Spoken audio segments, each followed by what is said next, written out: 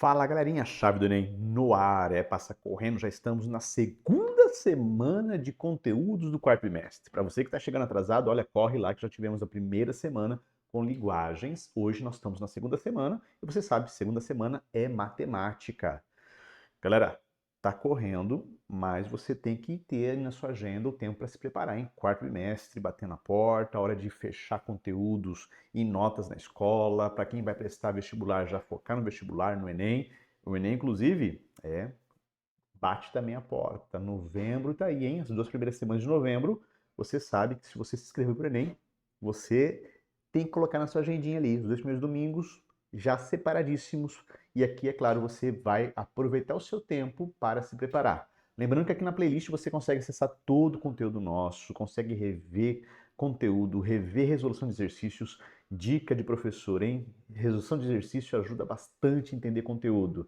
Bom, mas sem demoras, então, vamos para a nossa noite de matemática. Hoje é matemática pura e depois eu volto para dar instruções sobre chave de ouro, dicas da redação do Enem e também para correção de linguagens. Beleza? Então, fica aí, pega a pipoca, pega o suco, sua pochilinha da CPB, que o conteúdo, inclusive, é referência nossa, e roda a vinheta.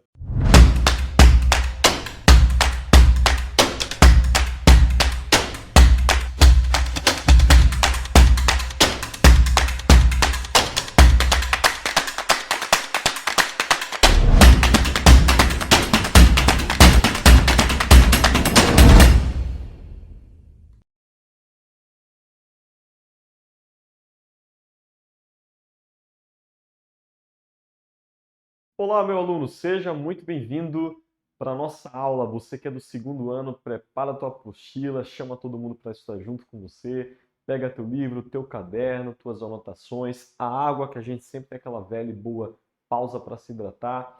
Esse é o momento especial da gente estudar, da gente relaxar e, sobretudo, a gente se divertir junto aqui, vendo conteúdos importantes para você, rumo à sua aprovação. E o que a gente tem para hoje, professor?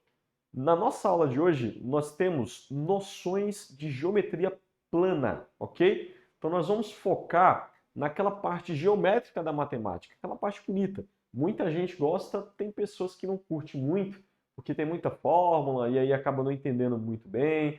Mas o que é primordial para entender geometria plana é entender a lógica por trás das figuras e a lógica por trás de cada uma daquela fórmula que tem ali, tá? Mas nós vamos focar especificamente em duas grandes áreas.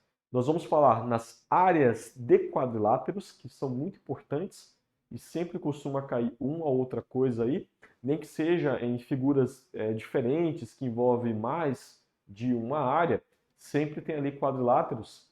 E nós vamos focar também nas relações métricas no triângulo retângulo. Triângulo retângulo, eu tenho certeza que você já lembra do quê? Exatamente, Teorema de Pitágoras. Só que a gente não vai falar somente nele. Nós vamos ver outras relações que dá para ter a partir dele e de outras métricas da semelhança de triângulo. Tá preparado? A aula vai ser show, hein? Então aperta o cinto e vamos embora, porque nós vamos começar falando sobre áreas de quadriláteros notáveis. Professor, tem todos aí? Eu tentei buscar a maior quantidade possível de quadriláteros, ok? Mas esses aqui eu tenho certeza que vai cair na tua prova, tenho certeza que vai cair no vestibular, porque eles são muito comuns e eles têm uma frequência muito grande. Nós vamos falar pausadamente cada um deles e a gente vai tentar desmistificar cada um deles momento a momento, tá? Então nós vamos começar com o primeiro ali, que é a área do quadrado. Então a ideia de quadrado é você pensar o seguinte: pense em uma figura que tem medidas iguais, ok? Partes paralelas iguais. Então, se você tem esquerda e direita vai ser igual, cima e embaixo também vai ser igual. Então, ela tem todas as partes iguais. Falou em quadrado, lembra em partes iguais, independentemente do lado que você esteja olhando, tá? Como é que a gente calcula a área, professor? Bom, basta você pegar o lado, multiplicar pelo lado. Só que note comigo que eles são iguais. Então, lado vezes lado fica lado ao quadrado. Então, simples. Vamos supor que você tem um quadrado que mede lado 7. O que é que você vai fazer? Você vai pegar o 7 e vai multiplicar pelo 7. 7 ao quadrado, 49 seria a tua área aí. Aí você já sabe, já aprendeu desde lá da tua infância. Tranquilo. Área do retângulo. Qual é a definição formal, professor? O retângulo ele já é uma figura diferente. Apesar de ser muito parecida, ela é diferente. Na estrutura ela é parecida, mas na noção e na definição ela é bem diferente. O retângulo a gente define como sendo uma figura geométrica cujos lados paralelos são iguais, ok? Note comigo que não é toda a figura igual, somente os lados paralelos. Então, pega aquela parte ali de AB, o segmento que vai de A até B, e pega o segmento que vai de C até D. Eles possuem o mesmo tamanho, mas o AB é totalmente diferente do tamanho AD. Por isso que vem a definição de retângulo. Lados paralelos são iguais. Como é que a gente define então essa área?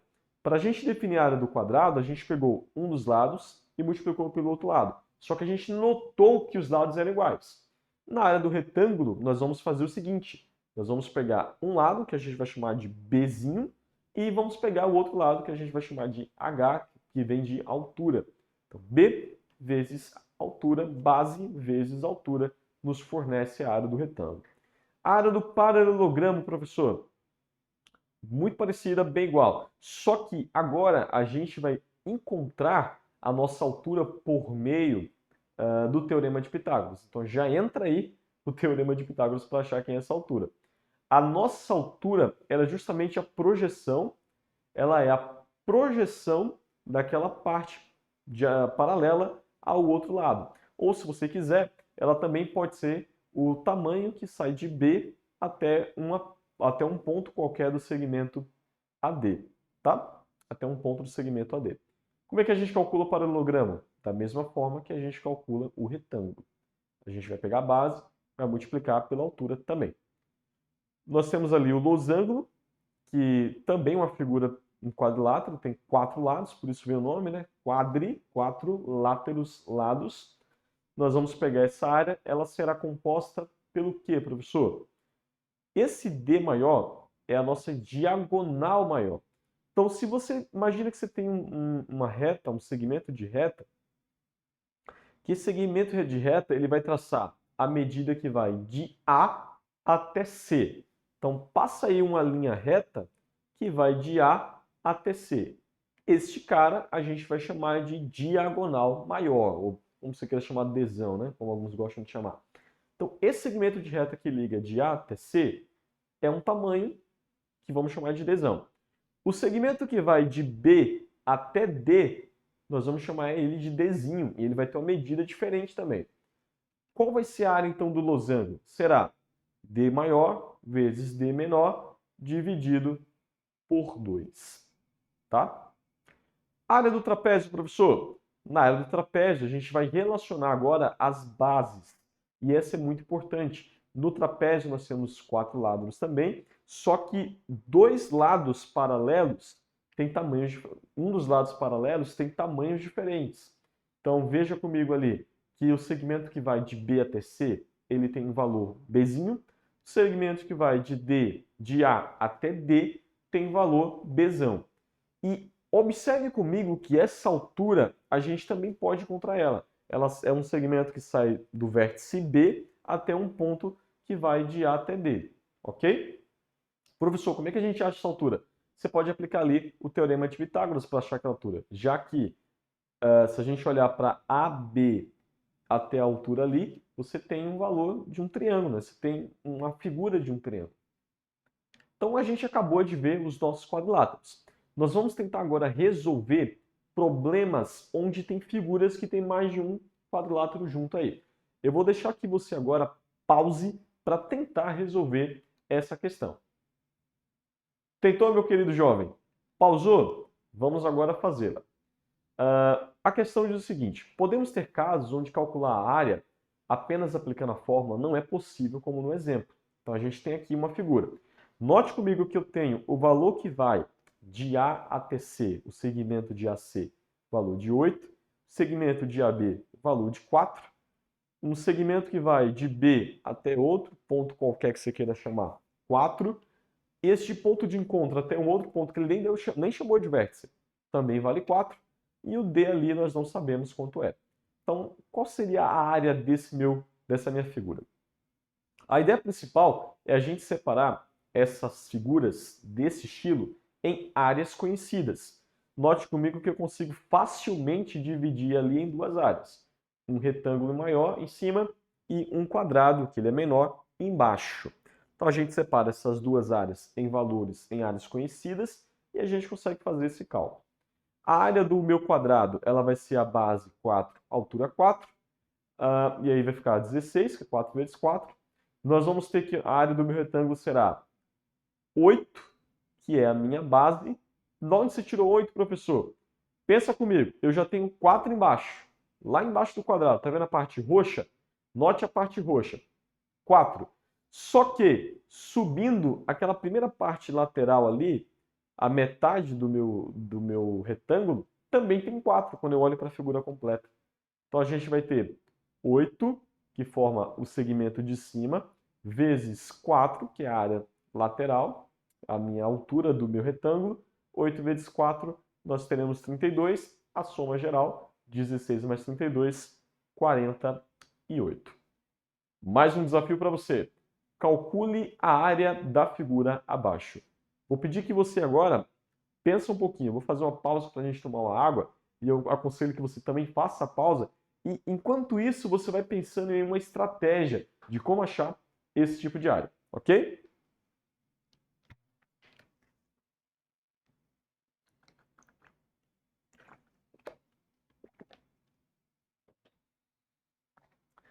Muito bem. Conseguiu pensar? Já tem uma ideia? Ainda não? Foi pouco tempo? Então pause esse vídeo agora e tenta fazer essa questão. Logo após você despausa e a gente volta a resolver ela. Pausou? Voltou? Já estamos prontos? Então vamos entender como é que a gente resolve isso. Primeiro passo, separe em áreas conhecidas. A gente tem ali algumas áreas que a gente pode separar. Essa não é a única forma de separar, ok? A gente pode dividir também em outras áreas. Mas especificamente eu dividi ela em um triângulo, um retângulo e um trapézio. E a partir dele a gente consegue fazer algumas áreas legais. Então note, agora a gente vai ter três áreas para nós brincarmos aqui. Como é que a gente faz isso aqui? A primeira área ali, que eu vou chamar, vai ser a nossa área do triângulo, que é muito conhecido por todos nós. Triângulo é base vezes altura dividido por 2. Então nós vamos ter uma base ali de 4, ok? De valor 4. E nós vamos ter uma altura de valor 2, que é exatamente igual ao lado do meu retângulo, meu lado direito do meu retângulo, tá? O seu lado direito também do seu retângulo. Então, fazendo base vezes altura dividido por 2, a gente tem 8 dividido por 2, 4. Área 2. Área 2 é um retângulo, então é base vezes altura. A gente observa facilmente que as diagonais que estão na horizontal medem 2. Os lados, falei diagonal, gente, é lado, hein? Perdão. Os lados que estão nas bases, superior e inferior, eles são 4. Então a gente multiplica 4 vezes 2, resultado de 8. A área 3, ela será um trapézio. E a gente sabe calcular a área do trapézio. Ela é a base maior mais base menor vezes a altura desse meu trapézio. Pensa comigo o seguinte, vou até voltar a fazer questão de voltar. Pensa comigo o seguinte, ó. A gente tem agora alguns valores para esse cara. A gente tem a base maior sendo 4, porque ela tem o mesmo tamanho que o segmento superior do retângulo. A gente tem a base maior sendo 12, que é a base de toda estrutura. E a gente tem a nossa altura igual a 4. Da onde você tirou essa altura igual a 4, professor? Bem simples. A gente pega ali o nosso 6 e a gente... 6 como sendo toda a altura, perfeito? 6 é toda a altura da figura. Só que quando a gente passa o segmento dividido no retângulo do trapézio, a gente já tem 2 em cima. Então, 6 menos 2, o que sobra é a área do trapézio, neste caso 4. Voltando para a nossa área do trapézio, a gente vai fazer base maior 12 mais 4, que é a base menor. Nós teremos 16, 16 vezes 4, 64, vezes 2, 32 é o valor da área do trapézio. Obtendo assim agora a nossa área. 4 mais 8 mais 32, 44 é a área que a gente tanto busca. Fechou? Relações métricas do triângulo retângulo. Vamos fazer a nossa pausa para a gente poder dar aquela relaxada. Então esse é o momento que você tem de espreguiçar, dar uma balançada nos ombros aí, verificar se está tudo certo, que a gente vai agora se aprofundar em outro assunto que envolve também a parte da geometria plana.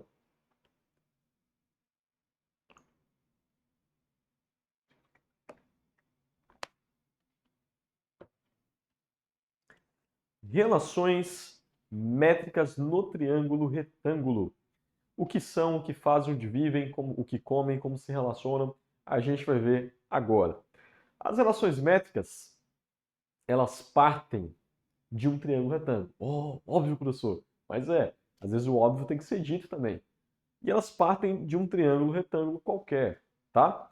Então, note comigo que a gente está muito acostumado a ver o triângulo retângulo sempre hipotenusa primeiro, aí do outro lado o cateto, do outro lado o cateto, tá? Então a gente tem sempre os catetos nas laterais e a hipotenusa sempre aqui na frente, como é de praxe de todas as aulas. Só que agora a gente vai observar a hipotenusa como se estivesse deitada. Então imagina que você tem aquele triângulo retângulo normalzinho e você deita ele.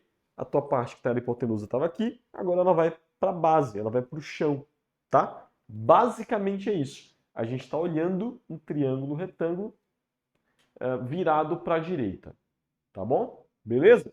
Então o que a gente precisa saber, professor? Algumas relações importantes.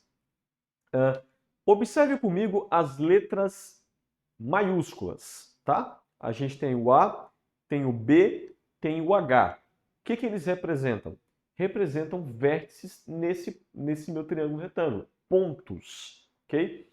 Eu quero que você observe agora as letras minúsculas fora do triângulo retângulo. Quais são elas, professor?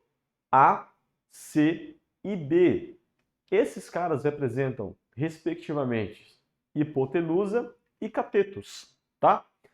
O meu A, ele é o maior lado, e a gente sabe que o maior lado de um triângulo retângulo sempre será a hipotenusa. Então aqui a gente tem A como sendo hipotenusa. B e C, eles serão respectivamente os catetos. B será o cateto maior, C será o cateto menor. Ok, professor. E esse M, N e H representa o quê?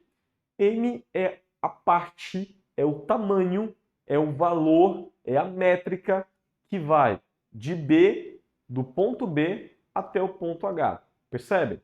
Então, M é um valor que vai de B até H. N é o valor que vai de H até a ponta do triângulo, que ele não deu um nome ali, tá? E esse H é a altura do meu triângulo. Perfeito? Tranquilo? Nós vamos agora ver algumas relações que nos facilitará a compreender como encontrar cada uma dessas medidas. Tem uma relação que eu sei que você já sabe, que é o Teorema de Pitágoras. O Teorema de Pitágoras ele me fornece qual é o valor da hipotenusa. Só que se a gente tiver o valor da hipotenusa, a gente consegue também achar os outros catetos aí usando um reajuste algébrico, tá? Então a gente pode separar esse triângulo em algumas partes conhecidas, como a gente fez, e note que agora eu tenho dois triângulos aí, tranquilo? E observe que ambos são triângulos retângulos. Eu tenho um grande triângulo retângulo e eu corto em dois triângulos retângulos. Para que isso, professor? A gente vai utilizar agora a semelhança de triângulos para identificar essas possíveis relações métricas. E observe comigo que relação vem de divisões, tá? Vem de parâmetros, vem de igualdades e métricas vem de medidas, ok? Por semelhança de triângulo, eu observo que o triângulo menor ele é semelhante ao triângulo maior. Por quê, professor? Não sei se você lembra lá do 7º ano, faz tempo, né, gente? Mas vamos buscar aí, busca um pouco na tua cabeça aí. Lá no 7º ano a gente viu semelhança de triângulos e na semelhança de triângulos a gente garantia que se eu tenho 3 ângulos iguais em 2 triângulos quaisquer, eles serão semelhantes. Não serão iguais, serão semelhantes. Qual é a diferença então, professor? Igual tem a mesma medida e tamanhos, tem a mesma medida e ângulos iguais. Semelhante tem ângulos iguais, ou pelo menos dois ângulos iguais, e medidas diferentes. Pensa o seguinte, mesma estrutura, tamanho diferente. E aí facilita a tua vida. Fechou? Então, da semelhança de triângulo, a gente tem que as medidas dos lados, elas são proporcionais. Então, existe um valor quando eu divido um lado pelo outro. Daí eu pego ali o tamanho M e divido pelo tamanho H do triângulo menor. Eu posso fazer a mesma coisa por H pelo valor de N. Posso fazer a mesma coisa pelo Bzinho no valor de Czinho ali. As minhas hipotenusas, né? A hipotenusa de um lado é dividido pela hipotenusa do outro, tem que dar o mesmo valor. E eles são proporcionais. Agora, preste atenção. Se eu multiplicar, usando a nossa regra de 3, que a gente já conhece, M vezes N, e eu multiplicar H vezes H, eu obtenho uma relação para H. Percebe? Eu estou usando só M sobre H igual H sobre N. Estou usando só essa relação. Estou esquecendo aquela B sobre C. E eu estou fazendo a multiplicação. Quando eu faço essa multiplicação, eu encontro que H ao quadrado é igual a N vezes N. E aí fica fácil. Sabe por quê? Porque se eu quiser descobrir o valor da minha altura sabendo apenas o valor das medidas M e N no meu triângulo retângulo, é a mesma coisa que multiplicar elas e depois eu sei quem é H ao quadrado. Daí é só tirar a raiz quadrada e acho H. Fazendo o mesmo processo que eu utilizei aqui de regra de 3, a gente consegue achar facilmente outras relações, como altura vezes C, que é aquele cateto do meu lado esquerdo, é igual a B vezes N. De igual forma, também acho outras mais. Usando a mesma ideia, a gente consegue achar as outras relações que são bem interessantes. Por exemplo, Bzinho ao quadrado é A vezes M, B vezes C é A vezes H, B vezes H é C vezes N. Vamos para um exemplo prático para a gente treinar? Num terreno retangular foi traçada a diagonal dividida em dois triângulos iguais como na imagem a seguir. Analisando esse terreno e sabendo que as suas medidas foram dadas em metros, podemos afirmar que o comprimento da sua diagonal é de quanto? Note, gente, fácil. A gente tem um terreno que ele é retangular, a gente tem uma diagonal traçada no meio. Observe comigo somente a parte verde. Ali a gente tem medidas de 20 para um lado, 21 para o outro, e a diagonal fica justamente formando um triângulo retângulo. Aí, ó, easy. Basta aplicar o teorema de Pitágoras, já que esse Dzão é esse D, que é a diagonal, é a minha hipotenusa. D ao quadrado será 20 ao quadrado mais 21 ao quadrado, 400 mais 441 dá 841. Raiz disso me dá 29. Nosso exemplo também legal aqui, encontre o valor de x e y na figura. Então agora a gente vai utilizar aquelas relações métricas que nós deduzimos por meio da semelhança de triângulo. Tá legal? Primeiro passo, a gente vai calcular o valor da hipotenusa. Lembre-se, quando a gente olha por essa relação, a hipotenusa fica embaixo. A hipotenusa ela é justamente a soma de 9 mais 3. E é exatamente igual ao valor de y. 9 mais 3, meu querido jovem padawan. 12. Exatamente, 12. Quem é o valor de x, professor? Aí é fácil. Se a gente tem um valor de n por n, o valor de x é só multiplicar os dois. X vai ser 12 vezes 3. X vai ser 12 vezes 3, que dá 36. A raiz quadrada disso é o valor de x. Então, x será 6. O último cálculo para a gente fazer, a medida da altura relativa à hipotenusa de um triângulo retângulo é 12. E de uma das suas projeções, mede 9. Calcular a medida dos catetos desse triângulo. Tá. A gente já sabe que a relação da altura ela é igual a m vezes n, altura ao quadrado. Então, se a gente pegar a nossa altura ao quadrado, que é 12, e multiplicar por 9, que é uma das suas projeções, vezes o que falta, que é n, nós vamos ter que 144 será igual a 9 vezes n. Daí a gente tem uma pequena equação. É só pegar o 9, passar e dividir, meu querido jovem. 144 dividido por 9, 16. Só que a gente precisa encontrar as outras medidas. Então vamos encontrar agora a nossa hipotenusa. A hipotenusa, que é a nossa projeção, ela é m vezes n. Só que uma das projeções é 9 e a outra a gente já achou, é 16. 9 mais 16, 25. Agora a gente consegue calcular os outros catetos. Um cateto vai ser A vezes N e o outro vai ser A vezes N. Realizando a nossa multiplicação, a gente encontra 20. E realizando a nossa outra multiplicação, a gente encontra 15, não esquecendo de colocar a raiz quadrada ali no final. Tá? Querido jovem, querida aluna, querido aluno, nós encerramos por aqui nossa aula. Você tem o direito e fique à vontade de retornar quantas vezes você achar necessário neste vídeo, pausar, realizar os exercícios e verificar passo a passo cada parte dessa nossa aula. Nos vemos na nossa próxima aula, que será de resolução de exercícios. É isso, até mais e tchau!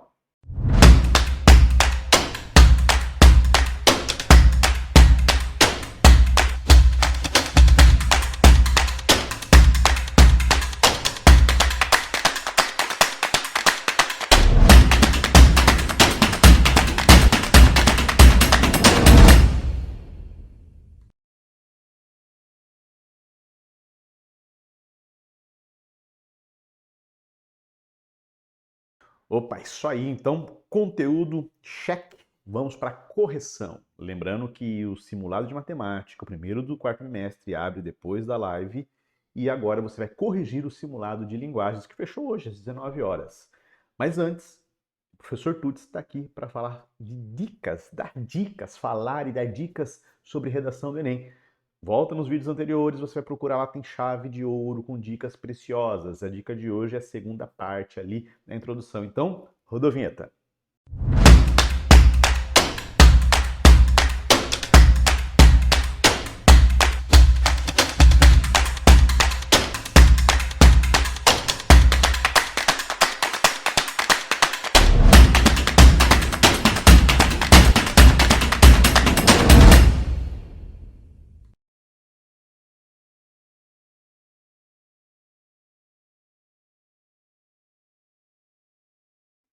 Fala galerinha aí, mais uma vez Tuts na área contigo, chave de Enem, chave de ouro, todos juntos aqui para a gente tirar 1000 na redação. Vamos juntos? Então, na aula passada sobre o quê?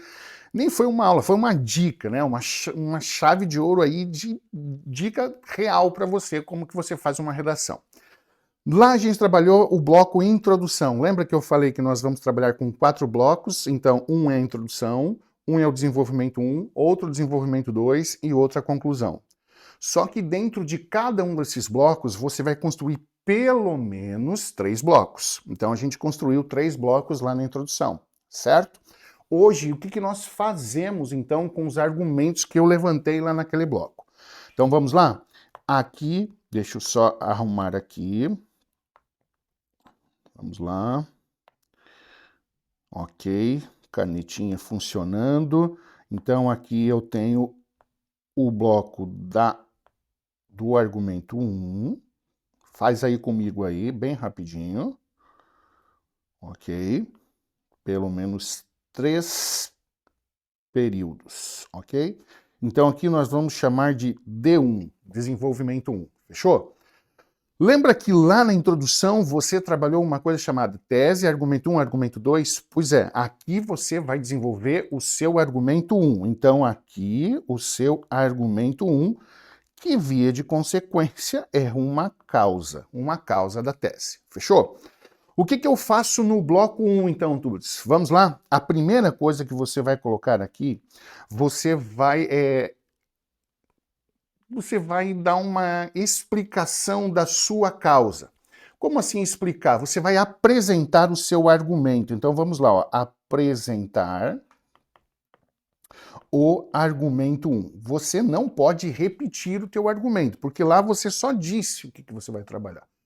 Então se o seu argumento 1 é assim, lembra que eu dei o argumento, ó, eu não gostei da aula do Tuts, por quê? Porque ele não domina o conteúdo. Você não pode apresentar o argumento aqui e falar assim, o Tuts não domina o conteúdo. Você fala que o demonstrar da minha aula, né, deixou claro de que eu não domino o conteúdo e o Enem é necessário que você tenha, então, assim, um vislumbre muito claro das coisas. Você vai apresentar isso para mim. Você não pode só repetir, tá? O que eu faço no bloco 2? O bloco 2 é quando você vai agora provar o teu argumento, entendeu? Eu preciso provar. Imagina que eu tô lá num júri e eu digo assim, ó, o meu cliente é inocente. Bicho, eu preciso provar que ele é inocente, entendeu? É isso que nós fazemos aqui. Contextualização é feita lá na introdução. Aqui não é contextualização. Aqui é o meu argumento sendo provado. Então aqui eu vou trazer aqui um intertexto, ok? Intertexto. Esse intertexto ele pode ser lei, ele pode ser literatura, ok? Esse intertexto ele pode ser arte como um todo, vamos utilizar cinema, filme, série, ok? Ele pode ser filosofia, ele pode ser sociologia, ele pode ser história, ok? E qualquer outra base do conhecimento que exista, biologia, física, química, geografia. Imagine todos os componentes curriculares que você tem. Aqui é o momento de você utilizá-los, ok? Beleza. O que eu faço no terceiro bloco? No terceiro bloco, no terceiro período, o que eu faço? Eu faço o fechamento. Fechamento. Ok? Beleza? Agora tem uma coisa. A parte do Enem mais importante, ela fica nesse bloco aqui, ó. Que eu tô riscando aqui. Risca aí e coloca assim, ó. Top. Essa parte aqui é a parte mais importante do texto. Por quê? Porque quando você deu o seu argumento, aqui você vai provar o seu argumento. Então não adianta só jogar o intertexto. Você vai colocar o intertexto, imagine que o intertexto seja assim, ó. Você vai pegar aquele clichêzaço que mais é utilizado no Enem, que de acordo com fulano de tal, a educação é a arma mais poderosa para mudar o mundo. Nossa, esse é o clichê do Enem, hein? Colocou o ponto? Não, não posso fazer isso. Você vai colocar o seu intertexto, você vai colocar... Opa, fiz uma coisinha aqui. Uhum. Então imagina lá, ok? Imagina que está lá nesse bloco. Então você colocou o seu intertexto, tá? Ó, intertexto. Quando você colocou o seu intertexto, você vai colocar uma vírgula, você vai colocar ou seja, e você vai relacionar esse intertexto, tá? Com o seu argumento 1. Como assim? Então você vai pegar lá, segundo fulano de tal, a educação é a arma mais poderosa para mudar o mundo. Ou seja, sem um efetivo conhecimento do Enem e da educação base, a qual o professor Tuts não me proporcionou, eu não conseguirei dar entrada no sonho que é a universidade, ok? Então você argumentou com base naquele fundamento. Obviamente no Enem tu não vai utilizar a primeira pessoa, pelo amor de Deus. Primeira pessoa, jamais, ok? Jamais. Você não utiliza a primeira pessoa, fechou? E o que eu faço nesse terceiro bloco, então, que eu falei, né? Primeiro bloco nós falamos ali que você apresenta. Segundo bloco, você coloca o intertexto e faz a relação. E no terceiro bloco, você fecha, você faz o fechamento. Como que eu posso fazer um fechamento bem rápido? Você pode fazer assim, ó. Enquanto persistir uma inércia na educação, ou enquanto o professor Tuts não melhorar o seu aproveitamento em relação à turma, você faz isso. O que acontece? Isso. Então você faz essa ideia, ó, enquanto isso não acontecer, isso perdura, ok? Faz essa relação de causa e consequência. Percebeu que as caixas estão completamente soltas? Vamos ganhar ponto no critério 4. Aqui você vai começar assim, ó, sob, ok? Deixa eu só ligar aqui. Ok, vai. Então olha aqui, ó, a gente está sem nenhum conectivo. Você vai colocar, ó, sob esse viés, vírgula, apresenta o seu argumento. Pontuou, você vai colocar assim, ó, forte. Isso, tá? É um bom conectivo para esse lugar aqui, ó, ok? E o que eu faço no final, depois que eu pontuei, coloquei meu intertexto, coloquei o ou seja, vírgula, argumentei, relacionei, pontuei. O que eu faço aqui? Você vai colocar, ó, dessa forma. E com isso você está garantindo o teu critério 4. Fechou? Vamos fazer aqui um vislumbre, então, o que a gente fez no argumento 1. Nós criamos 3 blocos, pelo menos, sendo o primeiro bloco, nós começamos com, sob esse viés, apresento o meu argumento. Fechou? Pontuei. Agora eu coloco destarte, coloco o meu intertexto da seguinte forma: destarte, segundo fulano de tal, conforme é observado na história, segundo a Revolução Industrial, ok? Beleza, colocou vírgula, ou seja, aí você faz aquela argumentação ali que eu falei contigo, beleza? Pontuou dessa forma, enquanto isso, mais isso, enquanto isso, isso. Você faz essa relação aí de causa e consequência, e aí você tem uma baita de uma redação. Fechou? Acho que é uma dica chave de ouro aí para você. Valeu, a gente se vê.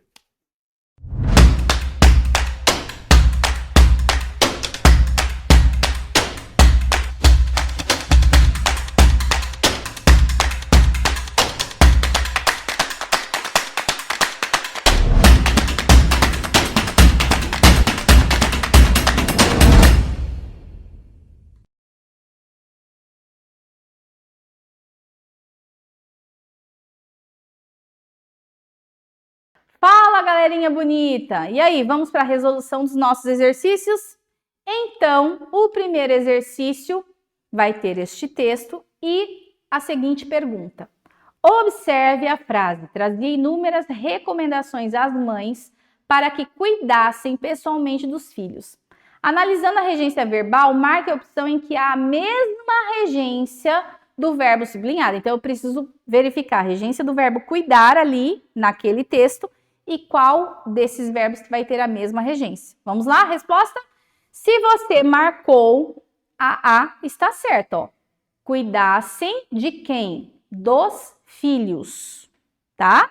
Então, esse seria o complemento do verbo cuidar e pede a preposição de, assim como quem gosta, gosta de doces, tá? Por que não é a B? Porque a B é prefiro suco a preposição é o a e não o de. Ele procedeu bem, verbo intransitivo. Então, não tem ali complemento verbal. Ajudaremos alguém, os desabrigados, ó, não pede uma preposição obrigatória. E atendemos o teu pedido, é a mesma coisa, então só podia ser a A, beleza? Na questão 2, aqui a gente também tem o uso do verbo implicar para a gente prestar atenção no sentido dele, certo? O verbo implicar tem diferentes regências de acordo com o sentido que expressa no contexto. No trecho destacado, a resposta seria essa. Trata-se de verbo transitivo direto com sentido de acarretar. Olha lá, o aprendizado acarreta o quê? Um ambíguo e arriscado trabalho. Esse seria o complemento. Tá vendo que não tem preposição entre o verbo e o complemento? Tá? Então, ele é um verbo transitivo direto com sentido de acarretar. Então, por isso, a letra A estaria incorreta, a letra B estaria incorreta, a letra D não é um transitivo direto preposicionado, que seria um direto preposicionado quando o verbo é transitivo direto e vem acompanhado de uma preposição, que não é o caso, tá? E emprega-se como substituto de definir, com dupla transitividade também não tem esse sentido ali, nem dupla transitividade. Questão 3, a gente tem uma questão do Enem, que também está trabalhando regência.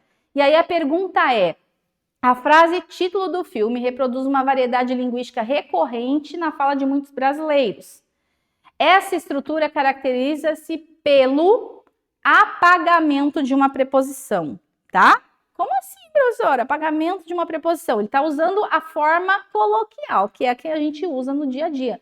E não a normativa, né? A norma padrão da nossa língua. Olha lá, vamos lá. Quem volta, volta a algo, tá? Como ali eu tenho esse que é um pronome relativo, que se refere a essa palavra, eu tinha que ter ali antes desse que a preposição a, certo? Porque esse verbo exige a preposição a. Então, a que horas ela volta? É assim que deveria estar escrita aí escrito esse título de filme, mas provavelmente eles quiseram deixar marcando ali o uso coloquial, porque provavelmente o texto vai tratar de assuntos mais corriqueiros. O texto não, o filme, né? De uma situação mais informal de comunicação. Beleza? A questão 4 também vai trabalhar a regência do verbo em destaque se ela está de acordo com a modalidade padrão. Ó, presta atenção nessa frase, tá? Não é o uso coloquial, que às vezes se difere da norma padrão, tá? Qual que é a resposta correta aqui, ó? A C. Todos aspiramos a um mundo no qual a verdade, a transparência e o respeito estejam a serviço da humanidade.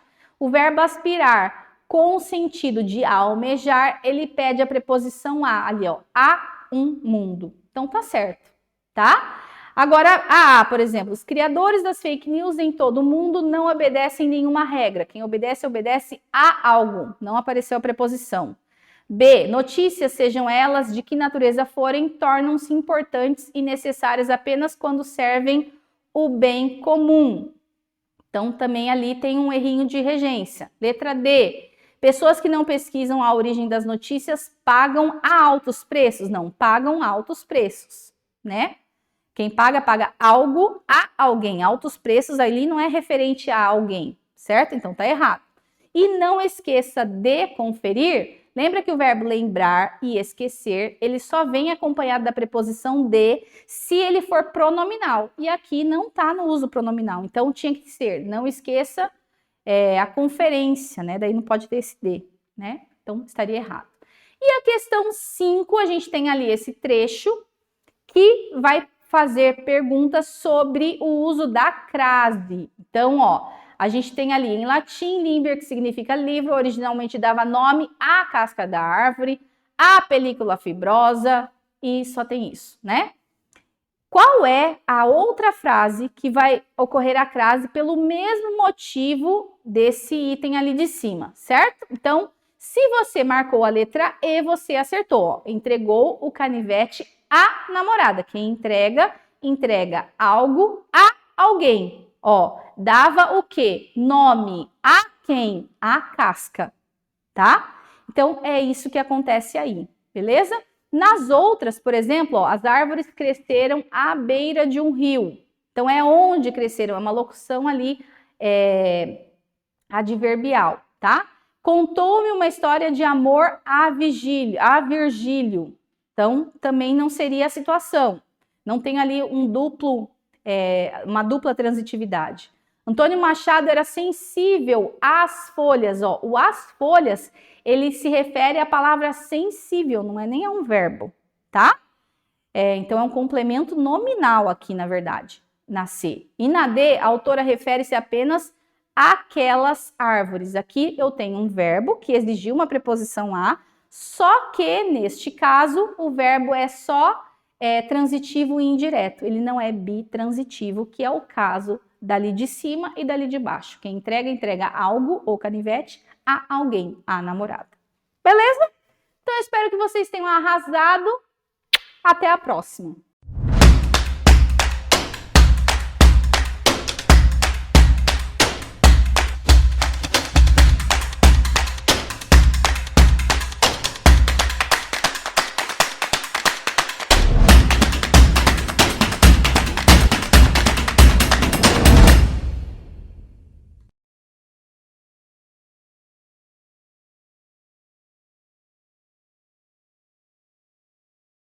Olá, e aí? Pronto para a correção do nosso simulado?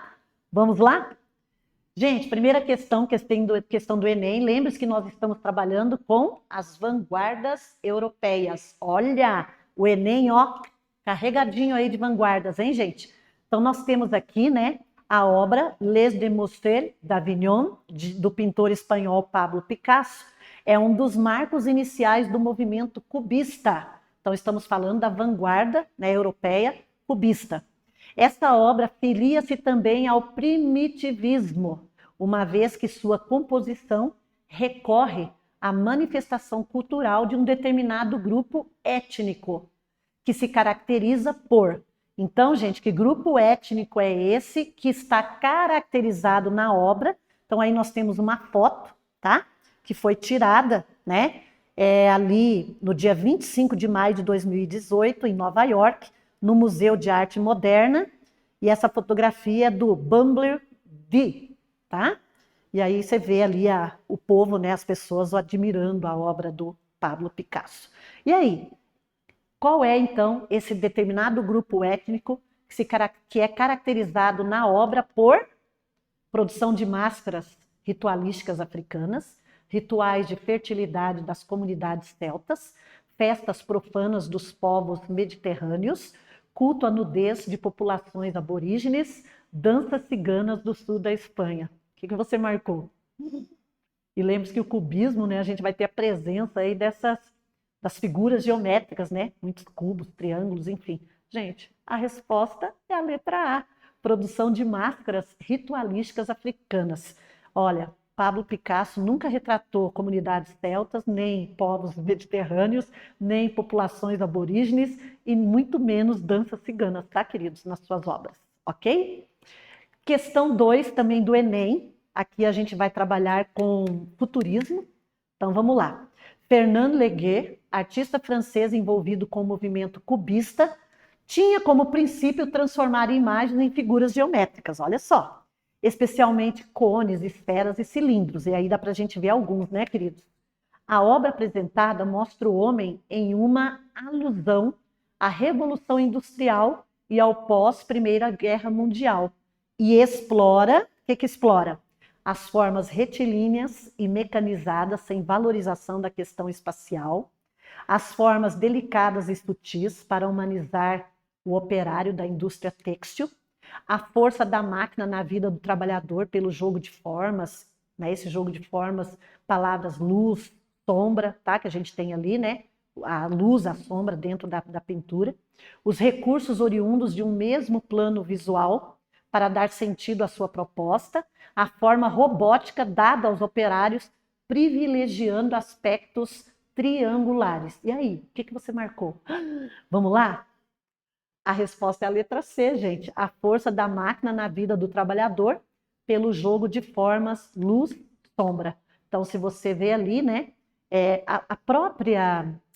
o próprio enunciado, ele deixa ali, ó, cones, esferas, cilindros. A obra apresentada mostra o homem em uma alusão à Revolução Industrial e ao pós-Primeira Guerra Mundial. Por quê?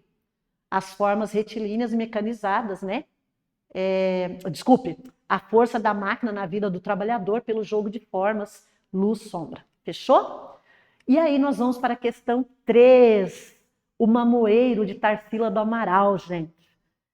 O modernismo brasileiro teve forte influência das vanguardas europeias.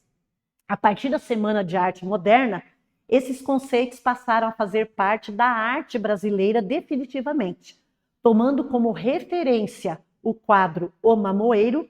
Identifica-se que nas artes plásticas a imagem passa a valer mais que as formas vanguardistas, forma estética ganha linhas retas e valoriza o cotidiano, a natureza passa a ser admirada como um espaço utópico, a imagem privilegia uma ação moderna e industrializada e a forma apresenta contornos e detalhes humanos. E aí, o que você respondeu?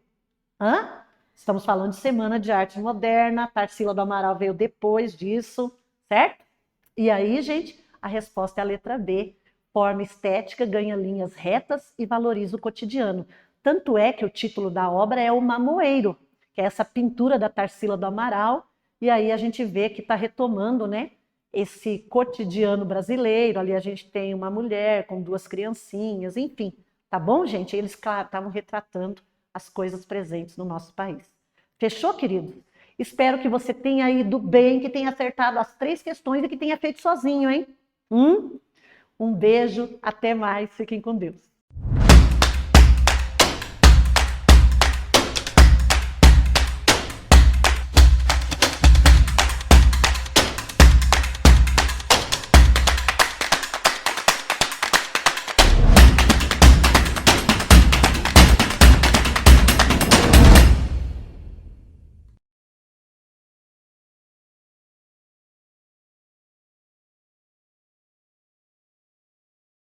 Hey everyone, I'm back!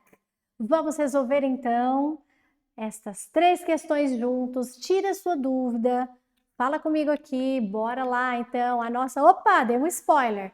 A nossa primeira questão, Holy War. Então eu separei esse texto para a gente juntar não somente a interpretação, o estilo ali, né? Holy War, que é a letra de uma música, então o gênero textual música, mas também a questão da gramática que a gente aprendeu esse bimestre. Então olha lá. We can build these walls between each other. Então, we can build. Então, nós podemos. Lembra? Possibilidade, habilidade. Ok? Ainda, ó. Oh, maybe we should love somebody. Conselho, nós deveríamos. Tem ainda, oh, maybe we could care a little bit more. Então, nós poderíamos, né? Olha lá, de possibilidade. Maybe we should love somebody. De novo, o uso do should como um conselho, nós deveríamos. Então, tem ali bastante modal, cada um com a sua função, e eles foram essenciais para que então você respondesse que na letra dessa canção, que aborda um contexto de ódio e intolerância, o marcador instead of introduz qual ideia? Então, qual é o significado, né, da palavra instead of? Que é a mudança de comportamento, ao invés de. Então, ao invés de, mudança de comportamento. E o que ajudou muito também são esses marcadores ali, ó, can, o should, o could, para você entender o contexto dessa canção. Bora para a segunda questão, também focando ali no modal, e dessa vez a gente vê ali um pôster de divulgação de uma campanha. Aqui era essencial, extremamente importante você entender o uso do modal shouldn't, né? Então, women shouldn't have rights, shouldn't vote, shouldn't work, shouldn't box. Então, o uso do shouldn't como proibição, certo? Lembra? Proibição, mustn't, shouldn't, como verbos de proibição.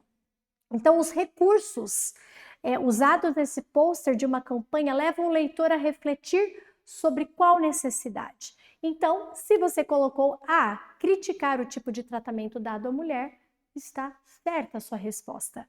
E a nossa última questão, temos ali, olha só, foi um romance 1984, certo? Então é um romance escrito por George Orwell e nós temos o uso de tag question. Então olha lá na última frase, then we control the past, do we not? Então ele está ali fazendo o leitor refletir, concordar com todas as afirmações que ele traz ali, tá bom, no seu romance. Então, a ideia evidenciada nessa passagem é que o controle do Estado se dá por meio de quê? Então, você leu ali, ó, que ele já começa com uma pergunta. Is it your opinion, Winston, that the past has real existence? Então, ele a todo momento faz o leitor refletir sobre qual ideia? Sobre o poder na memória, né? O poder sobre memórias e registro que está ali, no caso, 1984, nas mãos do Estado. Ok? Fechou? Então, pessoal, foram essas as questões. Parabéns pelo resultado que vocês tiveram nesse simulado. And I'll see you. Bye, bye.